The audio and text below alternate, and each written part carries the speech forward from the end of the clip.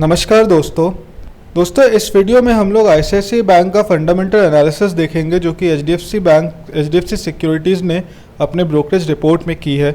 उसके अलावा उस ब्रोकरेज रिपोर्ट में एचडीएफसी सिक्योरिटीज़ ने आईसीआईसीआई बैंक के फ्यूचर आउटलुक को लेके क्या बताया है, उनकी रिकमेंडेशन क्या रही है। टारगेट प्राइस उन्होंने 442 का दिया है जो कि करंट मार्केट प्राइस से 23% का अपसाइड है। हम लोग ये सारी चीज़ें इन डिटेल्स इस वीडियो में देखेंगे एंड हम ये भी समझने का ट्राई करेंगे कि किसी भी बैंक को जब आपको फंडामेंटली एनालाइज करना हो तो किन किन चीज़ों पे आपको ध्यान देना चाहिए। तो दोस्तों इससे पहले कि इस वीडियो की मैं शुरुआत करूं, अगर अभी तक आपने मेरे चैनल को सब्सक्राइब नहीं किया है तो प्लीज़ मेरे चैनल को सब्सक्राइब कर लीजिए और बेल आइकन को प्रेस कर लीजिए। इस चैनल पे मैं क्वार्टरली रिजल्ट्स, स्टॉक मार्केट से रिलेटेड जो भी न्यूज़ अपडेटेड आती है वो एंड ब्रोकरेज रिपोर्ट्स के बेसिस पे स्टॉक्स के फंडामेंटल एनालिसिस के वीडियोस डालता हूँ। तो आप तक वो वीडियोस पहुँचती रहे इसके लिए आप मेरे चैनल पे नोटिफिकेशन आइकन को प्रेस करना मत भूलिएगा। आइए दोस्तों अब इस वीडियो की शुरुआत करते हैं। दोस्तों एचडीएफसी सिक्योरिटीज़ ने बाय रिकमेंडेशन प्रोवाइड किया आईसीआईसीआई बैंक पे। उन्होंने बोला है कि the ICICI bank has realise 31 billion rupees in Q1 FY21 so for from stake sales in ICICI general insurance and ICICI Pru while retaining majority stakes. The move bolsters the bank's already strong capital base and allows it to make further COVID-19 related provisions while limiting the ROE impact. तो दोस्तों हम लोगों को पता है कि ICICI bank के दो subsidiaries ICICI general insurance and ICICI Pru, इन दोनों में आईसीआईसीआई बैंक ने मेजॉरिटी स्टेक्स रखते हुए थोड़े से स्टेक्स का सेल किया है। तो जो थोड़े स्टेक्स उन्होंने सेल किया उससे उनको अराउंड 31 बिलियन रुपीज़ का कैपिटल उनके पास एक्स्ट्रा आया है। आईसीआईसीआई बैंक का ऑलरेडी जो कैपिटल बेस है दोस्तों वो बहुत स्ट्रांग है एंड उसमें और ज़्यादा कैपिटल आने से उनको कोविड-19 रिलेटेड प्रोविजनिंग करने में कोई भी दिक्कत नहीं आएगी, उनको और ज़्यादा हेल्प मिलेगी उससे। This demonstrates its ability to augment its capital base without raising funds. दोस्तों इससे हमें ये भी समझ में आता है कि आईसीआईसीआई बैंक का बिजनेस कितना स्ट्रांग बिजनेस है। इतने ख़राब टाइम पे, जिस टाइम पे लोगों को इन्वेस्टर्स वगैरह मिलने में दिक्कत आ रही है, उस टाइम पे आईसीआईसीआई बैंक को फंड्स रेज भी नहीं करना पड़ रहा कैपिटल बनाने के लिए। तो इनका कैपिटल बेस कितना स्ट्रांग है आईसीआईसीआई बैंक का, हमें इससे समझ में आता है। दोस्तों even without said potential fund raise, the bank is well positioned to withstand COVID-19 related stress and capture any resurgent growth. ICICI Bank remains our top pick amongst large private banks, maintained by with a SOTP of ₹442. तो दोस्तों HDFC securities का मानना है कि अगर ये potential fund raise ना हो तो भी बैंक का एक वेल पोजीशन में है बैंक अपने कोविड-19 रिलेटेड के किसी भी स्ट्रेस को हैंडल करने के लिए। एंड कोविड-19 के बाद जब बिजनेसेस वापस मार्केट में आएगी, जब लोन्स वापस लेंगे तो उस टाइम पे जो भी ग्रोथ आएगा उस ग्रोथ को कैप्चर करने के लिए बैंक बहुत ही अच्छे पोजीशन पे है। दोस्तों स्टेक सेल्स को लेके कुछ स्ट्रैटेजिक सेंस के बारे में एचडीएफसी सिक्योरिटीज़ ने बताया है कि सिंस आईसीआईसीआई बैंक अभी भी अपने दोनों सब्सिडरीज में मेजॉरिटी स्टेक्स होल्ड कर रही है एंड स्टिल उनको इतना सारा जो कैपिटल मिल रहा है उससे इनके पास जो एक कैपिटल एडिक्वेसी आएगी उसकी वजह से ये स्टेक सेल्स बहुत सेंसिबल लग रहे हैं और एक्सेप्टेबल लग रहे हैं अकॉर्डिंग टू एचडीएफसी सिक्योरिटीज। उन्होंने कहा कि since ICICI bank continues to hold majority stakes in both subsidiaries and the proceeds can be used to organically augment the bank's albeit already strong capital base, we find the trade-off acceptable and prudent.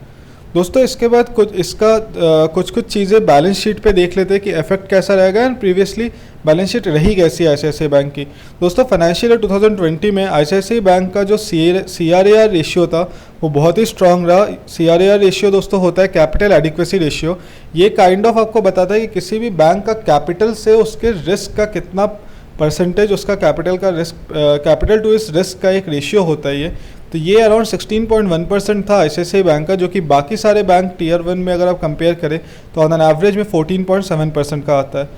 Declining but moderate stress with GNPAs of 5.53% which was less by 117 BPS year on year. तो इनका gross NPA दोस्तों पहले से काफ़ी 1.17% कम हुआ है पिछले साल से, बट अभी भी उसकी वजह से थोड़ा सा स्ट्रेस है इस कंपनी पे। तो ग्रॉस NPA अराउंड 5.53% अभी करेंटली आईसीआईसीआई बैंक का फाइनेंशियल 2020 के एंड में था। CAC average of 75.6% which is best in class. Assets provision of ₹55 billion which is 13% of gross NPA and COVID-19 related provisions of ₹21 billion. तो दोस्तों provisioning भी बहुत heavily कर रखी है आईसीआईसीआई बैंक ने। 55 बिलियन अपने 13% ऑफ ग्रॉस NPAs का एसेट प्रोविजनिंग करके रखा है एंड कोविड-19 रिलेटेड प्रोविजनिंग भी 21 बिलियन रुपीज़ का आईसीआईसीआई बैंक ने ऑलरेडी करके रखा है। Stake sales proceeds of 31 billion stand to boost CRAR by 40 BPS। दोस्तों जो इनके दो सब्सिडरीज में ये स्टेक सेल्स कर रहे हैं उससे जो 31 बिलियन रुपीज़ इनको मिल रही है उससे इनका CRAR जो कैपिटल एडिक्वेसी रेशियो है वो अराउंड 0.4% से इंक्रीज करेगा। However, we believe that the bank is better off offsetting the gains by making additional provisions of 28 billion. But HDFC Securities को लगता है कि बैंक को 28 बिलियन की प्रोविजनिंग और करनी चाहिए ड्यू टू कोविड-19 एंड इसमें 0.42% ये टोटल है एवरेज लोन्स का। दोस्तों अब एक बार फंडिंग एंड लिक्विडिटी की बात करते हैं कि इनके पास लिक्विडिटी कितनी है। तो बैंक के पास दोस्तों जो डिपॉजिट्स है वो 18.8% के अराउंड से ग्रो किया है फोर्थ क्वार्टर फाइनेंशियल 2020 में। दोस्तों 3-4 चीज़ें बैंक की ग्रोथ में बहुत इंपॉर्टेंट होती है। पहली चीज़ उनके डिपॉजिट्स का ग्रोथ, उनके लोन बुक का ग्रोथ, नेट इंटरेस्ट इनकम का ग्रोथ एंड कासा। दोस्तों डिपॉजिट्स और नेट इंटरेस्ट इनकम तो आपको समझ में डिपॉजिट्स और लोन बुक तो आपको समझ में आ गया होगा। नेट इंटरेस्ट इनकम होता है दोस्तों कि बैंक को जितना इनकम उनके लोन्स पे मिल रहा है माइनस जितना इंटरेस्ट बैंक को डिपॉजिटर्स को उसके डिपॉजिट्स पे देना पड़ रहा है, इसके बीच का डिफरेंस था कि बैंक को जो इनकमिंग इंटरेस्ट है वो हमेशा बढ़ता रहे। कासा रेशियो होता है दोस्तों current account to savings account ratio. तो कासा आपके लिए ज़रूरी इसलिए होता है क्योंकि करंट अकाउंट्स पे बैंक को बहुत कम इंटरेस्ट देना पड़ता है, कहीं कहीं पे ना के बराबर इंटरेस्ट देना पड़ता है। तो इसलिए बैंक के पास काइंड ऑफ वो फ्री मनी होती है जो कि डिपॉजिटर्स का बैंक के पास होता है, बैंक उसको लोन पे दे सकता है। तो इसलिए कासा रेशियो का अच्छा होना भी बहुत इंपॉर्टेंट है। दोनों ही चीज़ें ICICI बैंक के लिए बहुत अच्छी है। जैसा कि आप देख सकते हैं कि डिपॉजिट से भी बहुत अच्छा ग्रोथ है, कासा अराउंड 45.1% है।